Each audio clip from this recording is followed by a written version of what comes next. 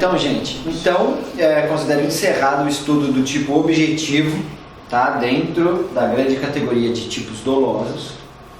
Agora a gente vai passar para o tipo subjetivo, tá? Ou seja, para o aspecto subjetivo do tipo. Subjetivo porque diz respeito ao sujeito, certo? O princípio da culpabilidade, gente, todos os institutos de direito penal têm que ser analisados, todos os institutos de direito, de qualquer ramo do direito, têm que ser analisados dentro do estudo dos princípios desse ramo do direito. Aí aqui fica uma dica para vocês, para qualquer prova de concurso que vocês forem fazer. As questões que o examinador pode fazer são infinitas. Infinitas. O direito é infinito. Tá? E é impossível que um ser humano consiga estudar tudo. Impossível você chegar na prova sabendo tudo. Tá? É impossível que em uma prova você acerte de bate-pronto todas as questões. Você não vai saber tudo. Impossível, ninguém sabe tudo. Nem o Rui Barbosa sabe tudo, nem o Pontes de Miranda. Nunca, nenhuma pessoa vai saber tudo. Tá? O que faz com que chutar bem seja um diferencial. Você vai passar no concurso se você souber chutar bem. E saber chutar bem é saber eliminar alternativas. Tá? Em algumas poucas questões, e obviamente vocês estudam para que essas questões sejam em maior número possível, você vai saber tudo. É a C, é a B, é a A, já vai excluir todas as outras.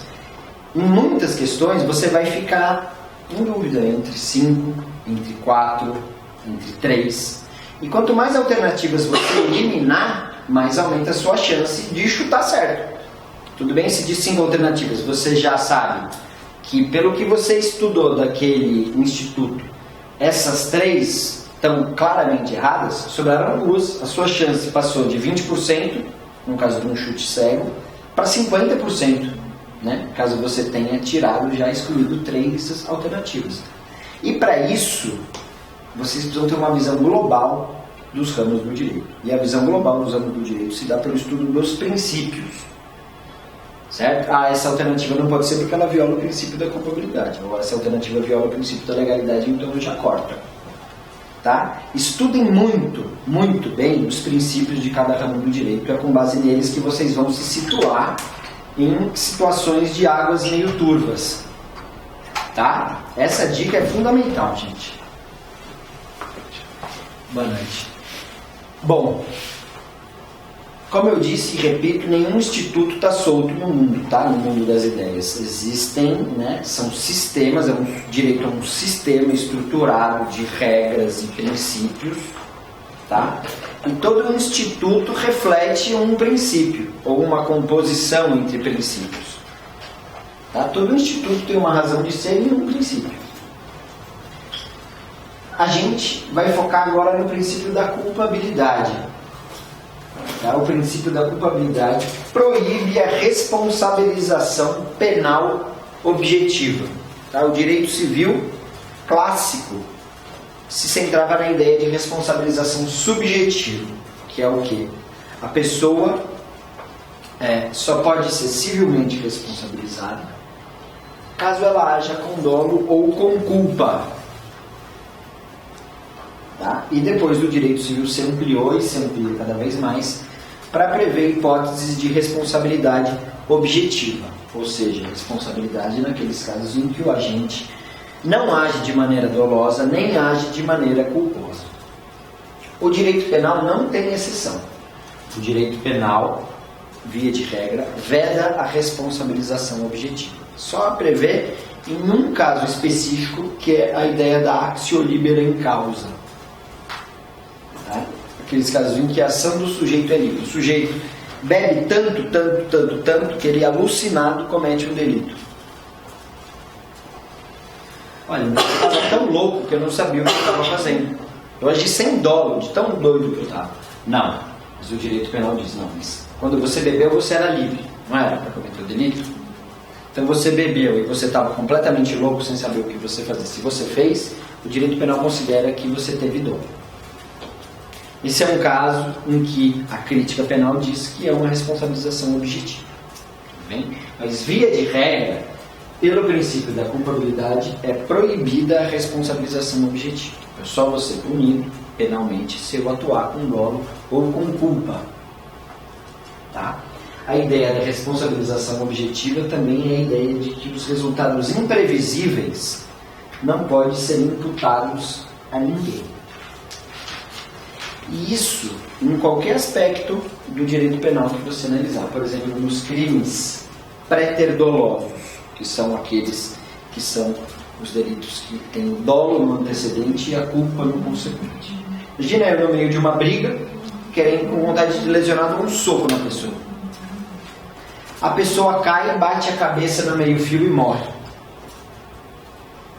Poxa vida, eu não queria matar essa pessoa, só queria lesionar. O meu dolo era de lesionar, mas eu causei a morte dessa pessoa. Tá? A que título eu vou responder por essa morte? Você vai responder por um delito préter-doloso, uma lesão corporal seguida de morte. Esse resultado que eu não queria, mas que eu causei com a minha conduta, só pode ser imputado a mim, penalmente, em caso de culpa, pelo menos. Tá? Imagine nessa mesma situação, eu dou um soco numa pessoa, a pessoa infarta. Tum, morreu. Poxa vida, mas eu não queria isso de forma alguma. Eu só queria lesionar essa pessoa. E ela morreu por uma circunstância imprevisível. Essa morte foi imprevisível. Ao contrário de uma situação em que eu estou brigando, no 10º andar de um prédio, na varanda, eu dou um soco, o sujeito despenca lá para baixo. Era previsível, estava dentro de um âmbito de previsibilidade possível, então eu respondo por essa morte a título de culpa. Tudo bem?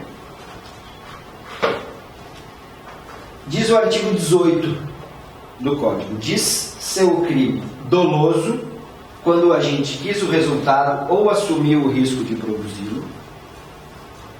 2. Diz ser o crime culposo quando o agente deu causa ao resultado por imprudência, negligência ou imperícia. Tá? E o parágrafo único do Código deixa expresso que os delitos culposos são a exceção. Todos os tipos previstos na lei, no Código, na legislação extravagante, são tipos dolosos. Tá? E os tipos culposos só são aqueles que estão previstos na lei. Por exemplo, um homicídio culposo. Se eu causei a morte de alguém por imprudência, negligência ou imperícia, eu respondo por homicídio culposo. Se eu causo dano a alguém, se eu estou dirigindo e por imperícia, eu estou dirigindo muito rápido, faço a curva e arrebento o carro da pessoa, destruí o carro da pessoa, eu não respondo por dano culposo, porque não existe o tipo culposo previsto para o tipo de dano. Tudo bem? Os tipos culposos, portanto, são só aqueles expressamente previstos em lei.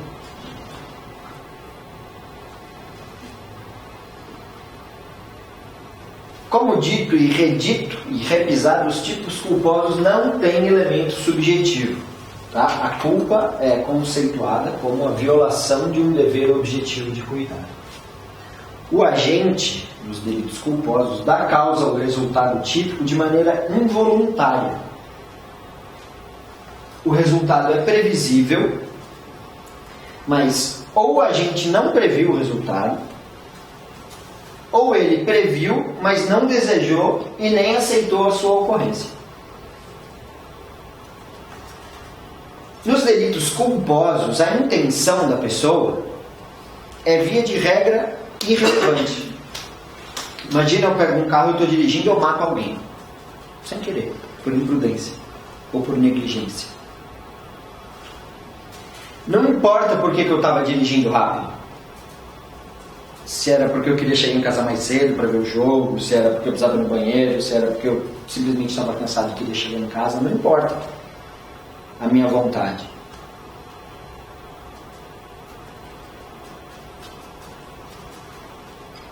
Quando a gente fala em elemento subjetivo do injusto, a ideia de injusto como sendo tipicidade mais a ilicitude, quando a gente fala de elemento subjetivo do injusto, a gente está se referindo aos tipos dolosos, certo? Que tem um aspecto objetivo e um aspecto subjetivo.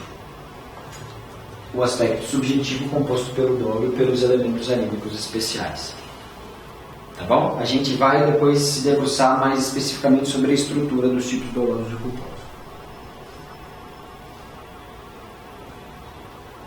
O aspecto objetivo e o aspecto subjetivo nos tipos dolosos se relacionam, tá? Não são aspectos soltos um do outro. Eles se relacionam na medida em que o dolo do agente deve abranger todos os elementos do tipo.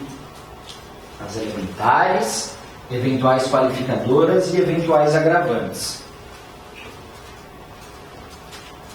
Por exemplo, o sujeito é acusado de praticar um homicídio doloso qualificado. Tá? Eu matei alguém por motivo fútil. Tá? Uma qualificadora prevista no parágrafo 2º do artigo 121. O meu dolo tem que abranger não só o matar alguém, ou seja, eu tenho que ter praticado uma conduta com a vontade de matar alguém, mas o meu dolo tem que abranger também a motivação. Ou no caso da qualificadora do recurso que dificultou a defesa, por exemplo. Eu me vali de um recurso que tornou a defesa da vítima mais difícil. Por exemplo, eu fiquei escondido. Ou dei uma demonstração de amizade. Ô, meu amigo, vamos tomar uma cerveja? Vamos, claro. Daí quando o sujeito vira as costas, eu dou um tiro nele. Eu dolosamente escolhi um meio de execução que diminuiu a defesa da pessoa. Tá? O dolo, portanto, tem que abranger todos os elementos do tipo. Esse é um dogma que vocês têm que ter gravado na alma de vocês. Tá bom? Essa é uma concepção garantista. É uma garantia do sujeito. Porque é vedada a responsabilização objetiva. Tá? E isso tem importância para quando vocês forem estudar o erro. O erro de tipo. Se o meu dolo tem que abranger todos os elementos do tipo, caso ele não abrange algum deles, ocorre o erro de tipo. Por isso que o erro de tipo exclui o dolo, porque o dolo tem que abranger todos os elementos do tipo. Tá? Se vocês vão estudar mais para frente, mas a ideia básica da relação entre o aspecto objetivo e o aspecto subjetivo é essa. O dolo tem que abranger todos os elementos do tipo. Tudo bem? Por quê? Porque o princípio da culpabilidade proíbe a responsabilização objetiva. Tá? Dolo é a consciência, saber, e a vontade, querer, de realizar os elementos do tipo objetivo. Ao lado do dolo, a doutrina entende que existem os elementos anímicos especiais. Então, o elemento subjetivo do injusto é composto pelo dolo e por elementos anímicos especiais. Alguns tipos exigem para sua configuração, para sua consumação, além do dolo, né, que é a vontade de realizar um tipo, a vontade de atingir outra finalidade específica. Por exemplo, e esse elemento anímico especial ele pode estar explícito, expresso, quando os tipos falam fazer alguma coisa com o fim de, ou com a intenção de, com o intuito de alguma coisa. Por exemplo, o artigo 131. Praticar com o fim de transmitir a outra moléstia grave de que está contaminado, ato capaz de produzir o contágio. Tá? Não basta, por exemplo, uma imputação do sujeito transmitir uma doença sexualmente transmissível para a pessoa. Não basta que ele tenha tido o dolo de ter aquela relação carnal. Ele tem que ter o objetivo especial de transmitir a outra pessoa a moléstia grave de que está contaminado. Ou, por exemplo, o artigo 158. Constranger alguém mediante violência ou grave ameaça e com o intuito de obter para si ou para outro indevida vantagem. Certo? Existe, então, a exigência do dolo e, demais, um fim especial do agente para a configuração do delito. E esse elemento anímico especial pode estar implícito, por exemplo, nos crimes contra a honra. Os crimes contra a honra. A calúnia, injúria e difamação, a doutrina e a jurisprudência exigem a presença de um elemento anímico especial. Não basta eu ter ofendido voluntariamente a pessoa, eu tenho que ter ofendido voluntariamente a pessoa com o fim de caluniar, com o fim de injuriar, com o fim de difamar. Se eu xingo uma pessoa, mas se eu estou brincando, por exemplo, eu não quero ofender aquela pessoa, eu só estou brincando, agir com ânimos chocante e não com ânimos injuriante, o crime contra a honra não se consuma. Tá? Mas quando a gente fala de elementos subjetivos do tipo, a gente está falando basicamente do dolo. Tá? O que é o dolo? Dolo é a consciência e a vontade de realizar os elementos do tipo objetivo, que são a conduta, o nexo de causalidade e o resultado. Tá? O dolo, portanto, tem dois aspectos. Um aspecto intelectivo ou cognitivo, que é a consciência de realizar os elementos do tipo. Tá? Eu quero matar alguém, então eu pego a minha arma, eu aponto para a pessoa e eu disparo quantas vezes forem necessárias para causar a morte dessa pessoa. Eu sei o que eu estou fazendo. E o aspecto volitivo é a vontade de realizar os elementos objetivos. Eu tenho a vontade de que aquela pessoa morra, eu tenho a vontade de causar a morte daquela pessoa. Tá? Então o dolo é a consciência e a vontade de realizar os elementos do tipo objetivo.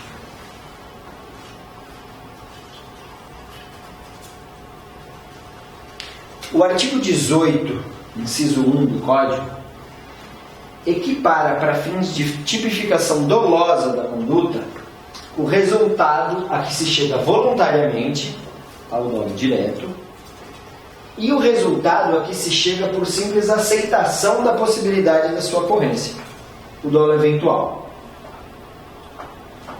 Tá? No dolo eventual, o Código adotou a teoria do consentimento ou do assentimento. Afirma-se o dolo sempre que o agente tiver a previsão do resultado como possível e ainda assim decide prosseguir com a conduta, assumindo o risco de produzir o resultado. Tá? Então, para fins de tipificação dolosa, é tão doloso o dolo direto quanto o dolo eventual. Certo? Porque o direito penal entende que aceitar o resultado, aceitar um resultado possível, aceitar a ocorrência do resultado possível como o resultado da sua conduta, equivale a querer esse resultado. Tá? O que a gente vê, entretanto, é um abuso da ideia de dolo eventual. Né? O que a gente mais vê no júri agora, é a batalha do dia do júri, é a acusação do sujeito que dirigiu embriagado e causou a morte de alguém. O Ministério Público insiste em tipificar essa conduta como um homicídio doloso praticado por dolo eventual, na medida em que diz que quem sai para dirigir embriagado assume o risco de produzir o resultado. Isso é um abuso, tá? Porque é muito difícil da gente conceber que alguém que está dirigindo embriagado está pouco se lixando por resultado que vai produzir. Só que, por uma questão político-criminal, a gente vê acusações no Brasil inteiro de que isso é um homicídio doloso e não um homicídio culposo. Na Alemanha, por exemplo, existe a ideia da culpa temerária, que é aquela culpa tão grande, que, para fins de aplicação de pena, ela é quase equivalente a um dolo. Porque ela é uma violação tão absurda do dever de cuidado, que ela tem que ser apenada mais gravemente. Tudo bem, mas ainda dentro da ideia de homicídio culposo, não de homicídio doloso. Tá? Porque o dolo eventual é a aceitação de produzir o resultado. Mas é uma aceitação consciente. Eu tenho que ter previsto esse resultado. E muito embora, obviamente, a gente não vai entrar na cabeça da pessoa para saber o que ela queria, para saber se ela assumiu o risco, a gente vai ver pelas circunstâncias da conduta, né? É assim que você vai aferir o dolo. Se eu atiro em alguém, você não sabe o que está na minha cabeça. Agora, pela minha conduta objetiva, se eu descarreguei a arma na cabeça de uma pessoa, parece evidente que eu quis matar essa pessoa, certo? Ao contrário da situação que eu dei um tiro no pé da pessoa. Tá? Não dá pra gente entrar na cabeça do agente. Obviamente a gente vai aferir essa vontade pelas circunstâncias objetivas, pela conduta da pessoa. Tá? Agora, a ideia do dolo eventual, por mais larga que ela seja, ela deve respeito à estrutura básica do delito doloso, que é a consciência e a, pelo menos, aceitação do resultado como possível. É basicamente o dane-se. Olha, eu sei que eu posso matar alguém, eu estou muito louco, mas eu não estou nem aí, eu vou dirigir mesmo assim. E mais, eu dirigi a 200 por hora. Tá?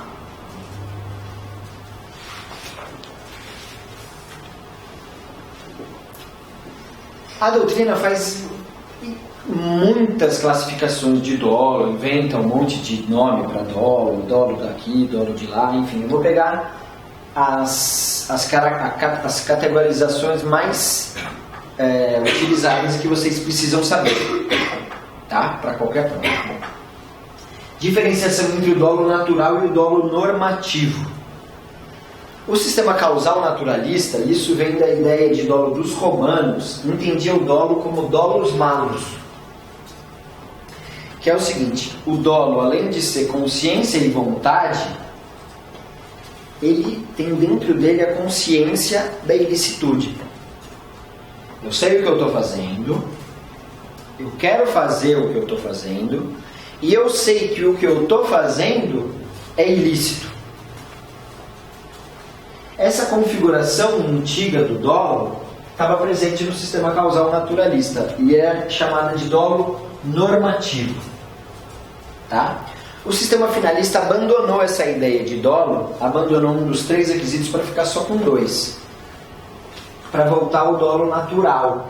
Dolo é a consciência e a vontade de praticar o tipo. A consciência da ilicitude foi transferida lá para a culpabilidade. Certo? Então, para o sistema finalista, que é o nosso código, tá? Desde a reforma de 84, o Código Penal brasileiro é um Código Penal finalista. Tem o dolo como dolo natural, consciência e vontade de realizar os elementos do tipo, tá? Sem a exigência de que dentro do dolo esteja a consciência da ilicitude, tá? Para o sistema finalista, essa consciência da ilicitude não é uma consciência atual, mas uma consciência potencial da ilicitude, ou seja, o agente poderia saber, se ele fosse minimamente diligente, que aquela conduta é ilícita e mesmo assim praticou. Essa análise está lá na culpabilidade, o último elemento do extrato do conceito analítico de delito. Tá? A doutrina diferencia também entre dolo de dano, que é aquele dolo voltado a lesionar o bem jurídico, distingue o dolo de dano do dolo de perigo, que é a vontade de expor a risco o bem jurídico. Nos crimes de perigo, a gente tem uma antecipação da intervenção punitiva para um momento anterior à ocorrência de um resultado. Por exemplo, um tipo de perigo clássico do artigo 132, que tem o nome em inglês de perigo para a vida ou saúde de outro. Artigo 132. Expor a vida ou a saúde de outrem a perigo direto e iminente. Pena, detenção de 3 meses a 1 ano se o fato não constitui crime mais grave. O que quer dizer isso? Se eu dou um tiro em alguém, eu estou expondo a vida ou a saúde de outrem a perigo direto e iminente. Não estou? Estou. Agora, quando eu dou um tiro em alguém, eu tenho um dolo de dano. Eu quero lesionar o bem jurídico com integridade física. Não quero expor a risco, por mais que eu esteja expondo a risco. Entende? A minha vontade e o meu dolo é de dano. Por isso que o final do preceito secundário diz: se o fato não constitui crime mais grave. Tá? O dolo de perigo, portanto, é o dolo voltado à ameaça ao bem jurídico. Tá? É voltado a expor a risco esse bem jurídico. E a ideia de exposição a risco é fundamental para vocês trabalharem o direito penal. Tá? Não só para os tipos culposos, mas também para os tipos dolosos, quando a gente vai discutir imputação objetiva. A ideia de sociedade de risco, a ideia de o direito penal como um controlador de riscos proibidos. Então, vocês têm que trabalhar bem com essa ideia de exposição a risco do bem jurídico, como a gente vai ver nos tipos culposos. Tá? Por agora, basta vocês saberem que existe a diferenciação entre o dolo de dano e o dolo de perigo, entre crimes de dano e crimes de perigo. Tudo bem?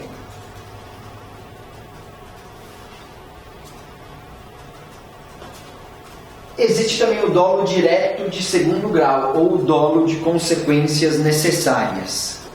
O que é isso? É aquela situação em que o agente não quer diretamente a ocorrência de determinados resultados, mas resultados que decorrerão inevitavelmente dos meios escolhidos. Por exemplo, um sujeito quer matar uma pessoa, um passageiro de um avião. Quer matar fulano de tal que está no avião. Para isso, eu jogo um míssil no avião, explodo todo mundo que está lá. E eu digo, mas eu só queria matar o fulano. E o direito vai dizer para ele, sim, tudo bem, meu amigo, mas você usou um meio que matou todo mundo. E era impossível não matar todo mundo com esse meio que você usou. Então, como uma consequência necessária era causar a morte de todos os outros, você vai responder dolosamente pela morte de todos os outros. Tá? Porque necessariamente da sua conduta decorreu tudo aquilo de resultado. Tá? Era inevitável que esses resultados acontecessem. Ou, por exemplo, quando a pessoa quer matar uma determinada pessoa que está em uma casa cheia e explode a casa inteira, matando todo mundo. Tudo bem? Esse é o dolo de consequências necessárias, ou o dolo direto de segundo grau. Quais são as fases da conduta dolosa? São elas as fases interna e a externa. Tá? A fase interna está dentro da pessoa, dentro da esfera de pensamento da pessoa. E ela se compõe de representação e antecipação do resultado. Tá? Eu penso, bom, eu quero matar uma pessoa, então eu vou arrumar uma arma, vou encher essa arma de bala, vou lá na casa dela, toco a campainha, quando ela abrir eu atiro. Tá? Eu estou planejando o crime, está no momento da cogitação. Eu elejo os meios pelos quais a minha conduta vai se desenvolver. Tá? Eu vou matar essa pessoa com um tiro. E eu avalio os efeitos decorrentes da conduta, sejam eles colaterais ou concomitantes ao emprego dos meios escolhidos. Isso tudo está dentro da minha cabeça. Tá? É a fase da cogitação. Tudo bem? Eu elejo, eu escolho o que eu vou fazer, eu elejo um objetivo, eu elejo uma finalidade. Tá? Toda a ação é final. Eu elejo o meio que eu vou escolher, o meio que eu vou utilizar, o instrumento, e eu avalio o que pode acontecer. Bom, se eu chegar dentro do bar e começar a atirar, outros resultados que não o que eu quero diretamente podem acontecer. Tá? Isso tudo está dentro da minha cabeça, dentro da previsão que eu faço com base na minha experiência de vida. E na fase interna, o agente decide a respeito do crime que vai cometer, portanto, e antecipa mentalmente o resultado, tá? O fim a que sua conduta vai se dirigir. Em seguida, ele delibera acerca dos meios para alcançar o seu intento e avalia se o emprego desses meios será capaz de ocasionar efeitos colaterais ou concomitantes. Certo? Escolhi um objetivo, escolhi um meio e imaginei o que pode acontecer dependendo da forma que eu executar o delito. Daí surge a fase externa, em que o sujeito ativo põe em prática o que ele deliberou, iniciando assim a conduta criminosa.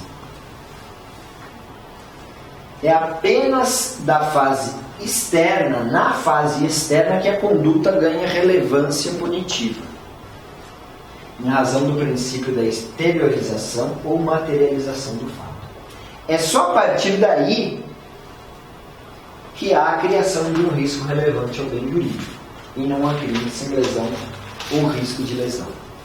Tá? Então a fase interna, embora seja importante para sedimentar as bases da ação final, afinal de contas eu estou executando um plano que eu criei na minha cabeça, ela se restringe no intercrimes ao momento da cogitação, que é impunível. Novamente aqui eu faço a observação profundamente relevante do ponto de vista doutrinário, de que esse dogma foi quebrado agora com a lei antiterrorismo. Tá? Quando a lei antiterrorismo prevê, salvo engano, no artigo 5º, que são puníveis os atos preparatórios. Tá? Então, a lei antiterrorismo então quebrou esse dogma de que os atos preparatórios são impuníveis. Atos preparatórios de terrorismo, nos termos do artigo 5º da lei, são puníveis. Tá? Teve uma quebra forte do dogma da impunibilidade da cogitação. Tá? A fase interna do dolo pode se desenvolver num delito premeditado, pode durar meses ou anos, e ela pode acontecer no momento da briga mesmo. Eu estou brigando, tomei um soco, estou com raiva e vou matar a pessoa. Tá? Ela pode durar 1/1000 de segundo. Tá? Mas como a ação é finalista, você teve essa vontade e teve esse ato interno. Tá? Quer dizer alguma coisa?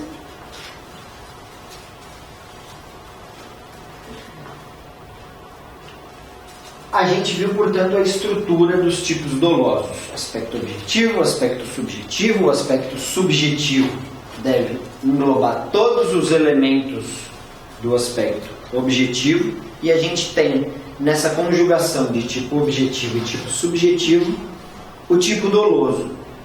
Tudo bem? Os tipos culposos são estruturalmente diferentes. O tipo culposo não tem aspecto subjetivo, né? Porque a pessoa não quer alcançar o resultado. Culpa é a violação do dever objetivo de cuidado. Tá? E isso é um elemento normativo do tipo. O que é um elemento normativo do tipo? É aquele elemento que precisa de uma valoração. É o elemento que vai ser avaliado pelo juiz no caso concreto. Tá? Vejam a insegurança disso. Depende da avaliação de cada juiz. Imagina uma pessoa que guarda uma arma em casa, um policial que guarda uma arma em casa. Esse policial tem filhos pequenos. Então, para ele se prevenir de que alguma criança, para ele impedir que uma criança pegue a arma e cometa uma tragédia,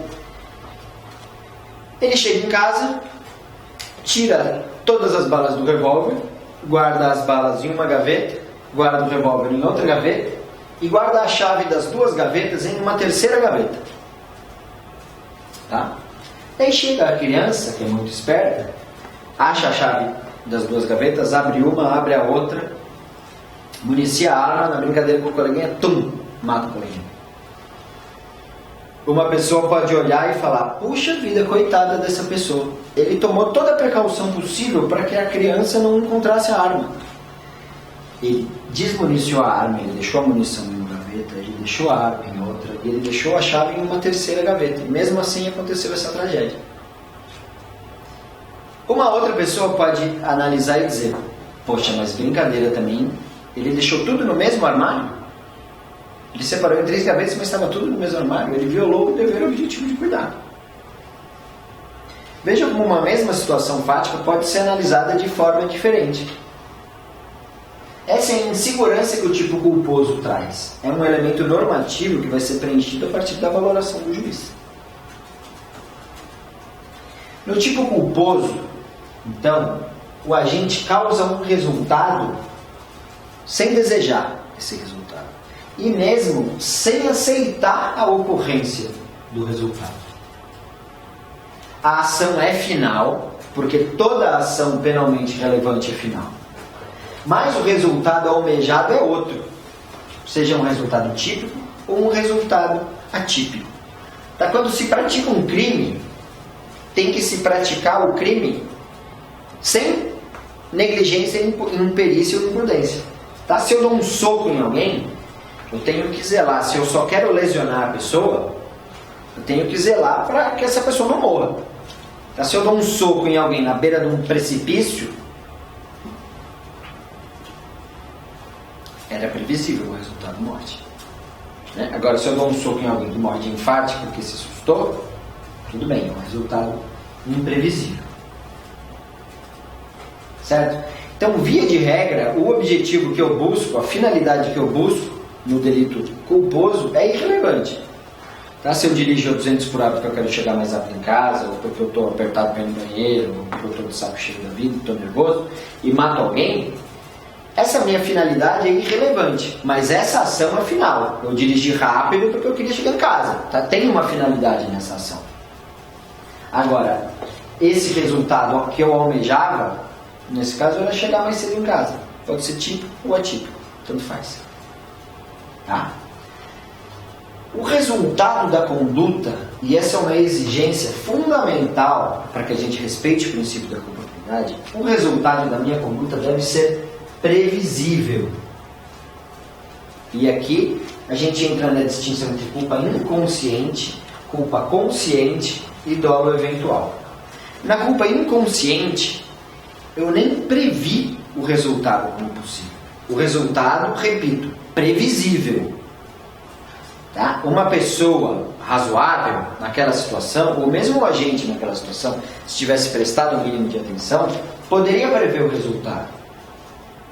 Tá? Se eu dou um soco em alguém na beira do abismo, era previsível que o sujeito ia cair, né? E a morte dele ia ser causada. Um resultado que eu não queria, mas que era previsível. Se eu não previ o resultado como possível, não previ, não passou pela minha cabeça. Caramba, eu não acredito que aconteceu isso. Por exemplo, um caso que teve no Rio de Janeiro. Uns pedreiros que estavam reformando um apartamento derrubaram uma viga do prédio. Desmoronou o prédio inteiro, causou a morte de um monte de gente. O sujeito estava... Qual que era o dolo dele? Qual que era a finalidade da ação? Era reformar o apartamento. Nem passou pela cabeça da pessoa que se ele derrubasse aquela parede, o prédio ia desmoronar. Ele mesmo morreu. Caso de culpa inconsciente. Ele não previu o resultado, embora o resultado fosse previsível. Se ele tivesse pego a planta do apartamento, que é o que a gente espera de quem está reformando um apartamento, ele ia ver que aquela parede fazia parte da estrutura do edifício e não podia ser derrubada. Mas se ele não previu o resultado como possível, repito, o resultado previsível, resultados imprevisíveis, gente, saem da esfera do direito penal. Tá? Se eu não previ o resultado a que eu cheguei com a minha conduta, eu agi com culpa inconsciente. Diferente da culpa consciente, em que eu prevejo o resultado como possível, mas eu não aceito que ele aconteça. Tá? Eu nem quero e nem aceito. Os exemplos circenses do direito penal, o mais circense é esse. A pessoa, um exímio atirador, coloca uma maçã na cabeça do outro. E pensa, eu vou atirar porque eu sou muito bom e eu não vou acertar. Pô, o cara é meu amigo. Eu não vou acertar porque eu sou, primeiro, porque eu não quero e porque eu sou muito bom. Eu tenho certeza que eu não vou atingir a pessoa. Aí eu miro, atiro e tum, acerta a cabeça da pessoa. Eu matei. Eu previ o resultado como possível. Eu não quis esse resultado. Eu não aceitava a produção desse resultado. Eu não queria de jeito nenhum que isso acontecesse. Mas aconteceu. Porque eu fui um perito. Nesse caso, a morte foi causada por culpa consciente, porque eu previ o resultado. A culpa consciente se diferencia do dolo eventual na medida em que, nesse exemplo da maçã, o dolo eventual, eu posso pensar, eu vou atirar. Se acertar, acertou, eu não estou nem aí. Tá? Então, na culpa consciente e no dolo eventual, o agente prevê o resultado como possível. Em um, ele não aceita esse resultado. Ele tem plena confiança de que esse resultado não vai advir da conduta dele. E no outro, eu não estou nem aí. A culpa consciente é o ferrou. E o dolo eventual é o que se deve. Então a questão do racha, ele não é um dolo eventual. Não é um dolo eventual. Salvo em alguma situação muito específica, via de regra é uma culpa consciente. O cara acha Né? O sujeito não quer, mesmo porque se o cara está no carro, ele está correndo o risco de se matar também. Né? É difícil da pessoa, não sei que seja um louco, pessoa entrar no carro e falar, olha, eu vou tirar racha, se matar, matou, eu não tô nem aí. Né? Muito difícil de você imaginar uma representação mental dessa. É uma culpa consciente em grau máximo, que se aplique uma pena do delito culposo, pena máxima do delito culposo, tudo bem, mas é culposo, não é doloso. Que a gente vê muito falar do dolo eventual, né? Pois é o novo fetiche do Ministério Público, é o dolo eventual. Mas isso não depende do local em que a pessoa está fazendo racha? Também, exatamente, a não ser que o sujeito... Só que daí você vai entrar em outras considerações. Né? Tem campeonato de racha, que fica um monte de gente lá vendo. Essas pessoas estão se auto-colocando em risco. Mas quando é ilegal... Sim, é sempre ilegal, né? Legal. Sempre, não, enfim, pode ter uma competição de racha. Até tinha, né? Campeonato de aceleração, ver quem carro acelerava mais rápido. Disposição, com plateia, né? isso, disposição de carro. Ou gente dando cavalo de pau pro carro, que tem plateia, gente que paga imposto, enfim, que paga o ingresso. Né? Nesse caso, ou mesmo no caso de um racha que seja legal, com todo mundo lá vendo, tá todo mundo se colocando em risco, né? Até que ponto a morte de alguém pode ser imputada ao agente, a título de dolo, né? Ou a título de culpa? A culpa parece evidente, por mais que os outros tenham colaborado também, a vítima, a eventual vítima tenha colaborado, o sujeito, né, violou o dever de cuidado. Tá? Vocês têm que entender a estrutura de cada um desses institutos para saber diferenciar. Tá? A culpa é inconsciente. É inconsciente porque o resultado não foi previsto, embora previsível. A culpa consciente, o dolo eventual, o resultado foi previsto. Em um, o agente não queria de forma alguma que o resultado acontecesse, e no outro, o agente não estava nem aí. Aconteça ou não, eu vou fazer isso. Tá bom?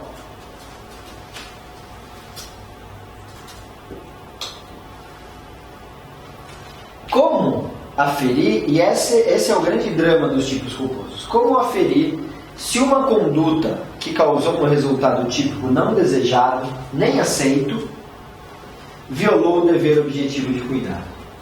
Os tipos culposos são tipos abertos. Essa é a característica essencial dos tipos culposos. É o juiz que vai analisar se aquele resultado foi causado porque o agente violou o dever objetivo de cuidado. Tá? E que instrumentos a gente tem para trabalhar com os tipos culposos? Como que a gente faz para fechar mais esse tipo? Para de fato fazer com que esse tipo exerça a sua função garantidora. E como que o tipo culposo, como tipo que é, vai cumprir a missão dele, que é ser uma garantia para o cidadão? Como que parâmetro que a gente tem para analisar se aquela conduta violou um dever objetivo de cuidado? O melhor parâmetro que a gente tem são os outros ramos do direito, tá? Notadamente o direito administrativo. Como que eu sei se a morte de alguém causada no trânsito pode ser tida como um homicídio culposo ou como um simples acidente? Qual que é o limite entre um homicídio culposo, entre um delito culposo e um acidente imprevisível? Caso fortuito. A gente tem parâmetros em outros ramos do direito, sobretudo no direito administrativo. Tá? O direito penal que trata dos delitos culposos, gente, ele trabalha com a ideia de risco. Tá? Trabalha com a ideia básica de sociedade de risco, que é uma categoria sociológica criada pelo Ulrich Beck, que é um alemão que escreveu o livro Sociedade de Risco. E que ele diz, o que é facilmente perceptível, que a evolução tecnológica da sociedade, o aumento da população e a evolução tecnológica, a urbanização nas cidades, fez com que as atividades de risco aumentassem muito.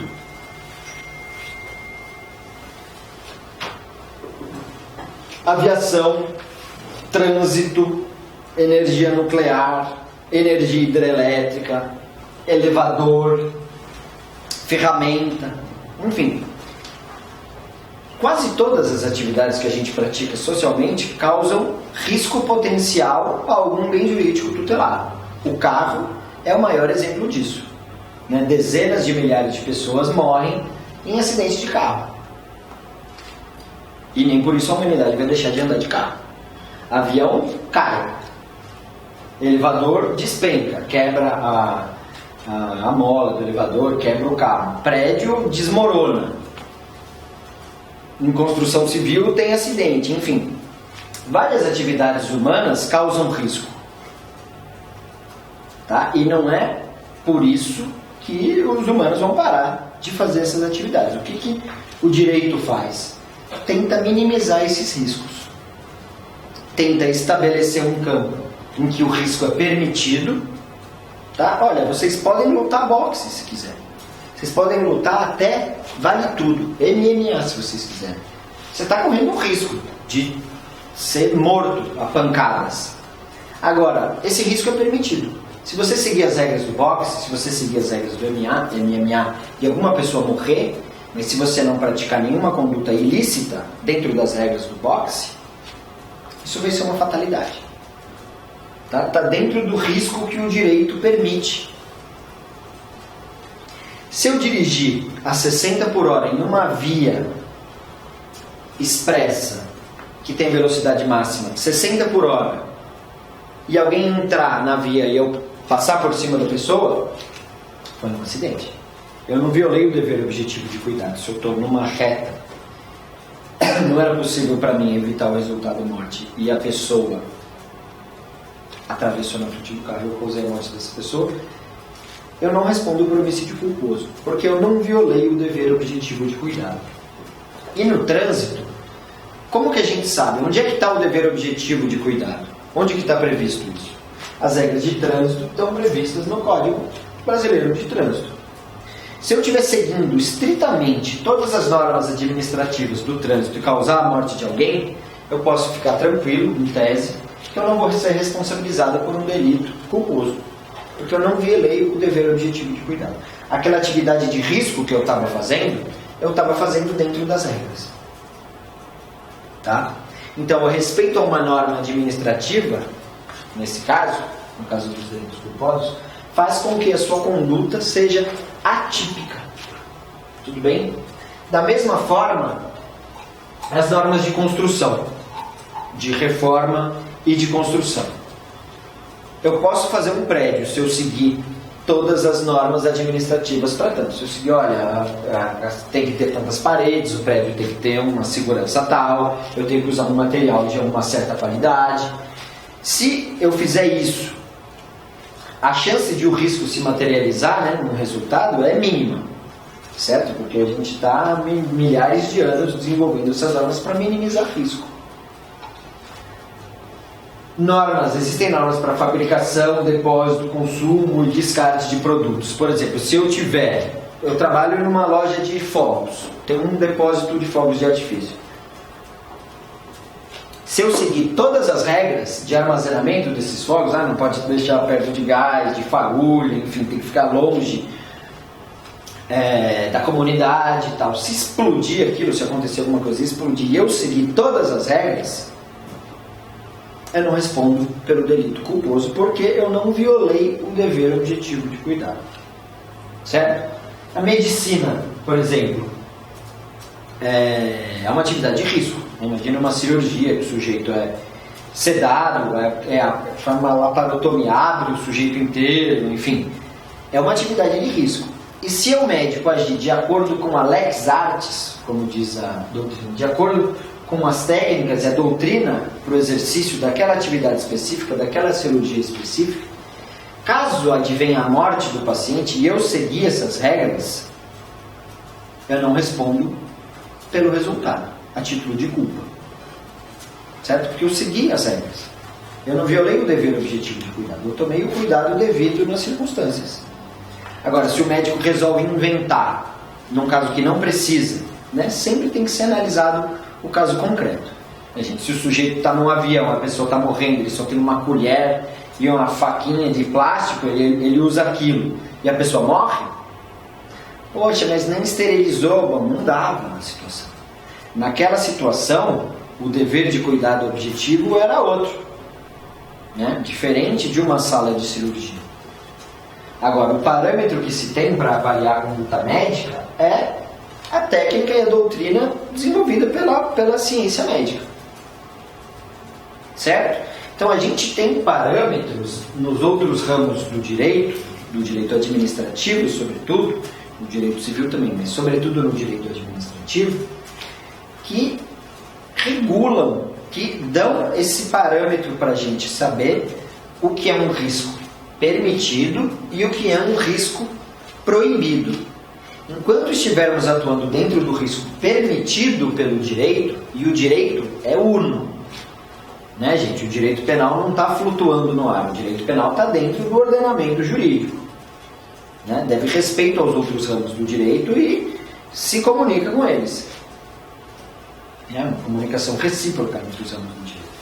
É a partir dos outros ramos do direito que a gente vai ter um parâmetro seguro para que o tipo culposo cumpra a função dele de ser uma garantia para o cidadão. Tá? Não vai tirar do nada uma responsabilidade, ainda que culposa, para a pessoa.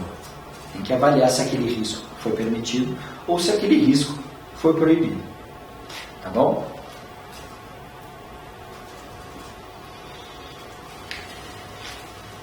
Existem 3 modalidades de culpa, tá? E é importante a gente ressaltar que o direito penal, pro direito penal, a culpa leve é culpa também. Tá? A gente vai trabalhar depois, na gradação da culpa leve, culpa média, culpa grave, que é mais relevante para o direito civil. Para o direito penal, a culpa leve configura o delito culposo também, e a gente vai graduar essa responsabilização, essa gravidade da culpa, no momento da aplicação da pena. Tá? Existem 3 modalidades de culpa. A imprudência, que é aquela situação em que o agente atua com precipitação, com afoiteza, sem os cuidados que o caso requer, por exemplo, conduzir um veículo em alta velocidade em dia de muita chuva. Essa é a forma positiva de culpa. Tá? É uma violação do dever de cuidado em agente. Né? Na minha atuação, eu violo o dever de cuidado. É uma culpa que se manifesta ao tempo da ação. Certo? Eu acelero, o máximo é 60 por hora. Eu acelero, passo a 70, 80, já entrei no campo do risco proibido. Se a velocidade máxima é 70 por hora, é uma velocidade, né, prevista e calculada, esperamos nós, que é uma velocidade segura, certo? Se eu dirigir direito, de acordo com as regras de trânsito, a 70 por hora não vai ter problema. Tá? Isso por quê? Porque a análise dos tipos culposos tem que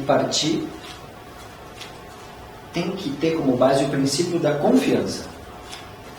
Eu posso atuar no mundo, eu posso agir em sociedade confiando que todas as pessoas vão agir da mesma forma. Se eu estou dirigindo, o farol está verde para mim, eu não preciso parar e olhar. Puxa vida, será que o sujeito que está no cruzamento do outro lado vai respeitar mesmo o farol vermelho? Você pode passar. Você está no verde, você pode passar, confiando que o sujeito que estiver no vermelho vai parar. Certo? Porque senão não flui o trânsito. E senão as regras de trânsito não fazem sentido. Eu posso confiar quando eu compro um produto que a pessoa que fabricou esse produto fez da forma certa, fez seguindo normas técnicas. Certo? Se eu compro um botijão de gás na minha casa de uma empresa autorizada e estoca o botijão do jeito que é devido, e esse botijão explode, eu não respondo por essa explosão, caso tenha havido um defeito na fabricação. Certo? Porque eu parto da confiança legítima, e eu tenho esse direito de partir da confiança legítima, de que os outros atores sociais vão respeitar as regras. Certo? Eu posso confiar nisso. Tá? Outra modalidade de culpa é a negligência, que é basicamente a ausência de precaução. Por exemplo, conduzir um veículo automotor com pneus muito carecas. Eu já devia ter trocado o pneu, não troquei, ou então eu devia ter feito a manutenção do sistema de freio do carro e não fiz, não levo o carro para revisão faz 25 anos e vou dirigir. Essa é uma forma negativa de culpa, é uma culpa em omitindo. Ela se manifesta basicamente antes da ação. Eu deveria ter tomado uma precaução, que era levar o carro para revisão, fazer o rodízio do pneu, trocar o fluido de freio, e não fiz isso. E a outra modalidade é a imperícia, que é a falta de aptidão técnica para o exercício de arte, ofício ou profissão. Tá? O sujeito pode ser imperito, por exemplo, eu se for operar alguém, é certeza que vai dar problema. Tá? Ou então um médico cirurgião que naquela cirurgia específica foi imperito. Ele devia ter feito um corte de 1 centímetro e fez um corte de 10. São essas as 3 modalidades de culpa.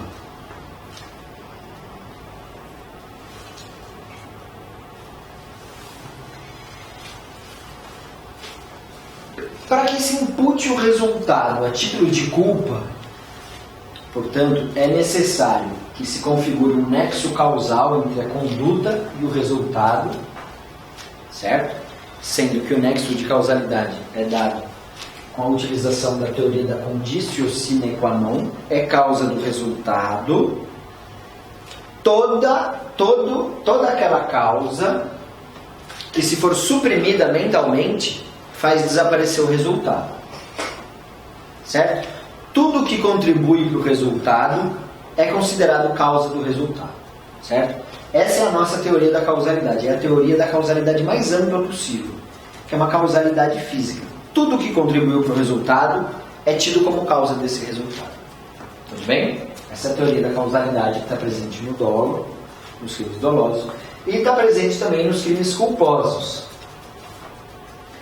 Além disso, o resultado deve ter decorrido do risco adicional, do risco proibido, que foi criado pela violação do dever objetivo de cuidado. Tá? Se eu estou dirigindo o meu carro numa avenida que tem como velocidade máxima 60 por hora, e eu passo dos 60, estou a 65, estou a 70, estou a 80, eu já estou no campo do risco proibido. Tá? Eu estou dirigindo a 80 por hora e o sujeito que está vindo na outra mão de direção se assusta e infarta. Pum! Caramba, o cara está rápido, infartou e morreu. Eu respondo por essa morte? Não. Podem dizer, responde, porque você estava no campo do risco proibido. E essa pessoa só morreu porque ela se assustou com o risco que você causou. Agora, não necessariamente. Agora, esse resultado morte não pode ser imputado a mim. Por quê? Por que a regra de trânsito é não dirija a mais de 60? Porque se entende que se eu estiver dentro de 60 por hora, está seguro. Se eu extrapolar esse limite de velocidade, eu posso perder o controle do carro. Eu posso subir na calçada, eu posso invadir a outra mão de direção. E esse excesso de velocidade pode causar o risco de eu dar seja um resultado que eu não quero. Tá? Quando vocês viram a teoria da imputação objetiva, que tem como requisitos a criação de um risco proibido e tem como outro requisito a materialização do risco no resultado. Esse resultado tem que ser causado pela violação do dever que eu tinha. Tem que estar dentro do âmbito de proteção da norma. Esse é o outro elemento da teoria da imputação objetiva. Para que eu possa atribuir o resultado a uma conduta e dizer, olha, cidadão, esse resultado aqui é obra tua. Foi você que fez. Parabéns. Matou o sujeito ali, ó, violou o dever objetivo de cuidado. Tem que estar dentro do âmbito de proteção da norma. Um exemplo clássico. da teoria da imputação objetiva. Eu estaciono o meu caminhão numa esquina. Não pode estacionar carro na esquina, muito menos caminhão, né? E aí eu vou dormir. No dia seguinte eu acordo e vou tirar o caminhão da esquina num lugar proibido, tá? Olho para trás, olho para o outro lado, olho no retrovisor. Bom, não tem ninguém atrás, eu dou ré com o caminhão. Só que eu não tinha visto que uma pessoa estava dormindo debaixo do caminhão. E eu atropelo e mato essa pessoa. Eu causei a morte dessa pessoa do ponto de vista físico, certo? Porque se não tivesse dado ré no caminhão, eu não teria matado essa pessoa. E eu estava parado num lugar proibido. Certo? Agora, essa morte não pode ser atribuída a mim a título de culpa, penalmente. Por quê? Para que existe a regra que proíbe que parem na esquina? Para o trânsito fluir melhor, né? Para não atrapalhar pedestre. Essa norma não foi pensada, o objetivo dessa norma não é, olha, não pare na esquina porque alguém pode dormir debaixo do seu carro e você quando for dar ré não vai ver. Porque aí tanto fazia se eu tivesse parado num lugar proibido ou num lugar não proibido. Certo? Mesmo nos crimes culposos, tem que haver, além da previsibilidade do resultado, tem que ser analisado se o resultado estava dentro do âmbito de proteção da norma ou se esse resultado foi causado pelo risco proibido que você criou com a sua conduta, ao violar o dever objetivo de cuidado. Professor, teve um caso que passou muito na mídia uns anos atrás, que é mais ou menos isso. Ele estava numa via na madrugada, acelerou, passou do permitido, só que a moça estava passando o farol vermelho, ou seja, os dois estavam violando. E aí foi bem polêmico, ele chegou a ser preso, teve que pagar uma fiança bem alta. O direito civil prevê compensação de culpas. Né? O direito penal não prevê compensação de culpas. Cada um vai responder pelo que fez na medida da culpabilidade. Regra geral do princípio da culpabilidade. Tá? Ambos, então, respondem penalmente. Ambos violaram o dever objetivo de cuidado. Faleceu. Ela, então, não responde por mais nada nesse mundo, pelo menos. Ele ainda vai responder. O juiz ele pode avaliar se a conduta dele foi pior do que a dela. Seria isso? Por isso que existiu o processo? Na verdade, o juiz vai avaliar se ele causou a morte culposa, né? Se ele violou o dever objetivo de cuidado e, por causa dessa violação, ele causou a morte da pessoa. Ainda que a pessoa também tenha violado o próprio dever objetivo de cuidado. Tá? Do ponto de vista civil, essas culpas poderiam até se compensar e ninguém responder civilmente por nada. Agora, do ponto de vista penal, ambos, se estivessem vivos, responderiam, né? Por uma lesão corporal culposa, enfim, ou mesmo por um homicídio culposo. Tá? Obviamente não tem tentativa de crime culposo, né? O dolo da tentativa é o mesmo do dolo do delito consumado. Certo? Eu posso responder por uma lesão corporal culposa ou por um homicídio culposo. Agora, não tem compensação de culpas. Cada um responde pela própria culpa. Tá? Como dito, todos os tipos previstos no ordenamento são dolosos. Os culposos estão expressamente previstos. Tá? Essa é a regra do artigo 18, parágrafo 1. Salvo os casos expressos em lei, ninguém pode ser punido por fato previsto como crime, senão quando o pratica dolosamente. Tá? Basicamente, esse era o tema que eu me propus falar com vocês. Certo? Para isso, a gente retomou a estrutura do conceito analítico de delito. A gente está estudando o tipo, certo? Estudamos a ação, que é a base de toda a teoria penal, a conduta. O direito penal serve para punir condutas, certo? O direito penal não serve para punir modo de ser, modo de pensar.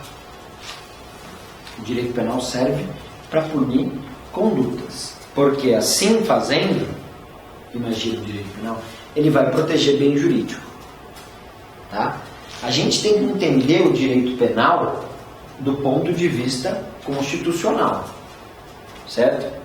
O direito penal tem uma piada boa que diz que o direito penal é que nem um zagueiro ruim no futebol. Ele sempre chega atrasado e com violência.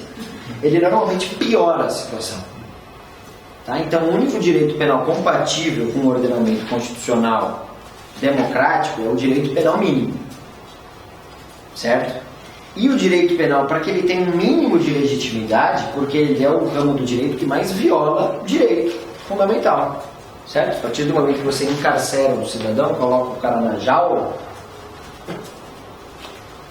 você está violando o direito, o segundo direito mais básico dele, que é o direito de ir e vir. Então é uma intervenção muito gravosa na esfera de direitos da pessoa. Você tem que ter uma boa desculpa para isso. E essa legitimidade do direito penal vai vir se e quando, e só na situação em que o direito penal está protegendo um bem jurídico tutelado pela Constituição.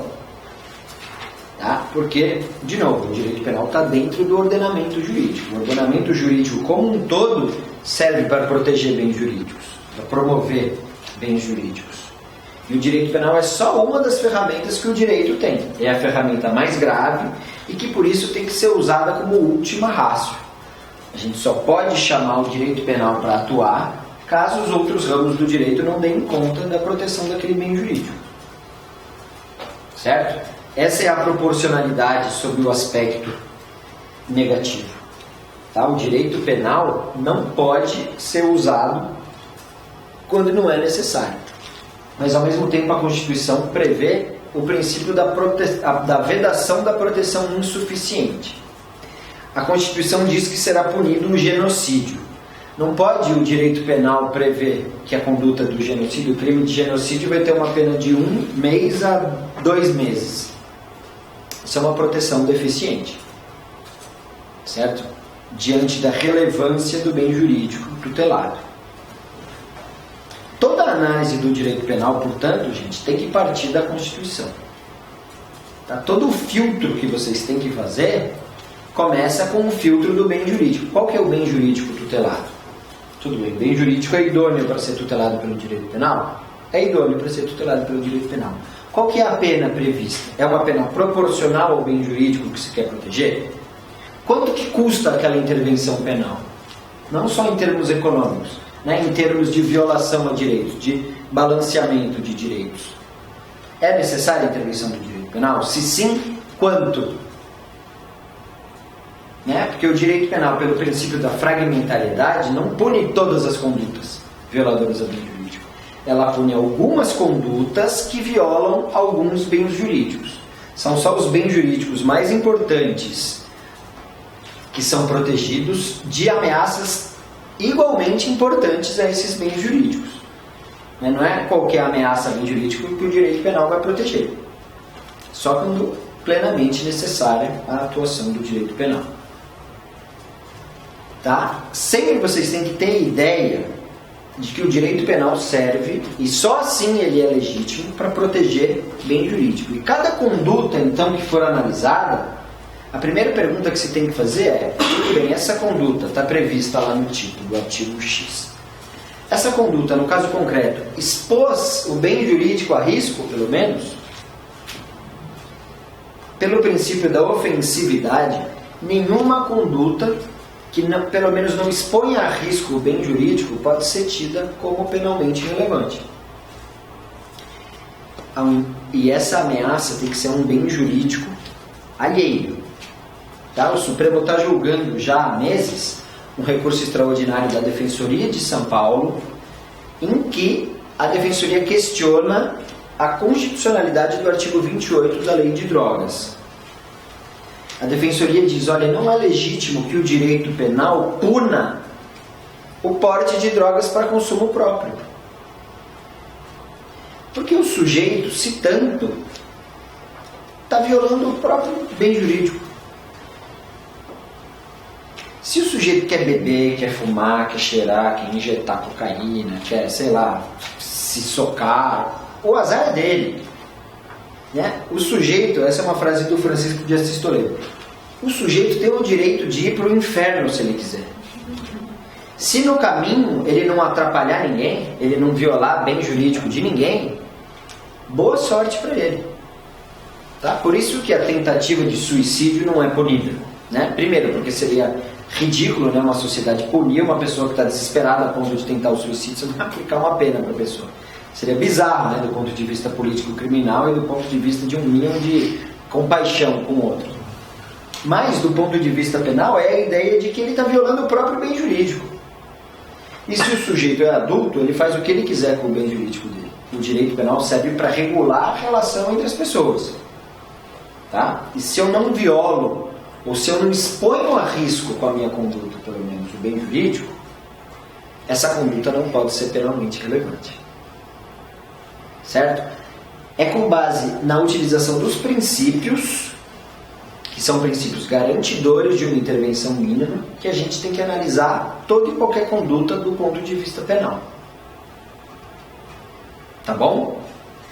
Próximo passo, então. Vocês já tiveram concurso de agentes? Não. Tá.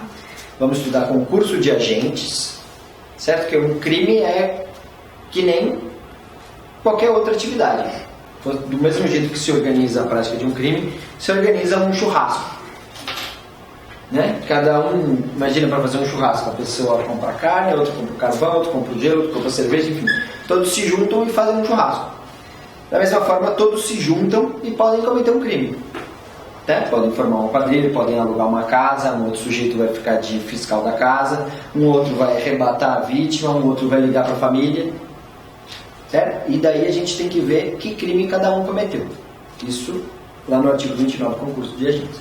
Depois a gente vai passar para o estudo da ilicitude, né, que é o segundo elemento do conceito analítico de crime, ou o terceiro, se a gente entender a ação, né, separada por tipo. E depois vamos estudar a culpabilidade. Certo? Sabendo isso, gente, se vocês souberem, dominarem a teoria do delito, vocês resolvem qualquer problema da parte especial. Tá? Vale muito mais a pena focar o estudo na parte geral do código, nas regras, de fato, que são os instrumentos que a gente tem para analisar cada conduta e para analisar cada tipo. Se a gente souber isso, com segurança, se souber onde está pisando, se tiver bem claro na cabeça quais são os princípios norteadores de cada ramo do ordenamento, vocês vão conseguir se virar bem. Tá? Vale muito a pena focar na teoria do conceito do delito, porque com isso vocês resolvem qualquer problema. Tá bom? Obrigado, gente, pela atenção. Agradeço a oportunidade de estar aqui. Foi um prazer para mim. Desejo a vocês muita sorte, muita força aí, que vocês não desistam do estudo. Que, né, para tudo tem um tempo na vida. Tem tempo de plantar e tempo de colher. Se ainda não passaram é porque ainda não tinha que ter passado, mas enfim. Só não passa quem desiste. Né? Quem continua estudando, uma hora passa. Tem que ter um pouco de sorte, obviamente, mas tem que ralar. Tá bom? Olha, eu estou à disposição, meu e-mail vou deixar para vocês. Vocês ficam à vontade para me mandar e-mail, mandar mensagem, enfim. Tá bom? Valeu.